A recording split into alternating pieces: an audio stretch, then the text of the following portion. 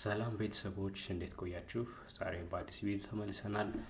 በዛሬው ትምህርታችን እንግዲህ እነዚህ ፊደሎችን በማንበብ እያንዳንዱን ወደ ታች ከላይ ወደ ታች እናነባለን። በመቀጠል ደግሞ ወደ ጎንም እናነባለን።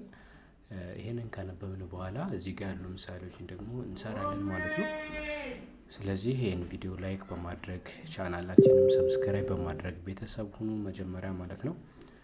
እሺ በተጨማሪም ደግሞ ኦንላይን መማር የምትፈልጉ ተማሪዎች ካላችሁ በዚህ ስልክ ቁጥር ደውላችሁ እኔን ማናገር ትችላላችሁ። ይሄን ቁጥር ሴቭ በማድረግ በኢሞ፣ በቴሌግራም ወይ በዋትስአፕ በግል አስጠኝተን መደወላችሁ መማር ትችላላችሁ ማለት ነው ከኔ ጋር።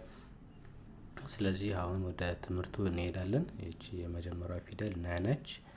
ኘ፣ አ፣ ከ፣ ሀ እነዚህን ፊደሎች ነው የምናይ ማለት ነው ዛሬ። ስለዚህ መጀመሪያ ወደ ጎን እናነባቸዋለን። ወደ ጎን ካነበብን በኋላ ደግሞ እያንዳንዱን ወደ ታች እናነባለን ማለት ነው። እንደዚህ እንደምታዩት። እሺ ነ፣ ኑ፣ ኒ፣ ና፣ ኔ፣ ን፣ ኖ።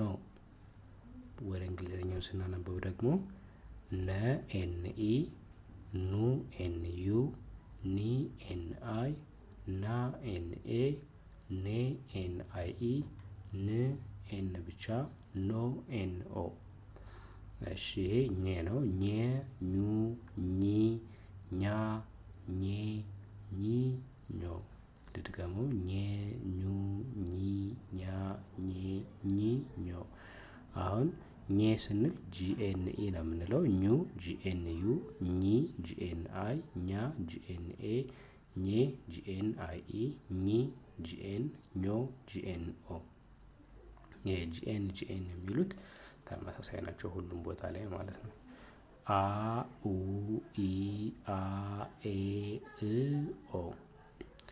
አ ለማለት ኤን ብቻ ነው የምትጽፉት። ኡ ዩ ኢ አይ፣ አ ኤ ኤ አይ ኢ፣ እ ኢ ኦ ኦ ራሱን ጠቀማላችሁ።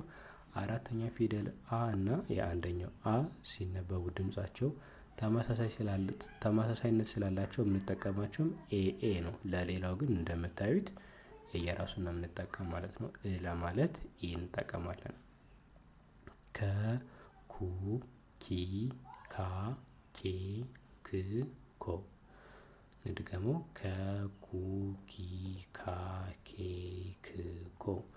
ከ ለማለት ኬ ኢ፣ ኩ ኬ ዩ፣ ኪ ኬ አይ፣ ካ ኬ ኤ፣ ኬ ኬ አይ ኢ፣ ክ ለማለት ኬ ብቻ፣ ኮ ኬ ኦ።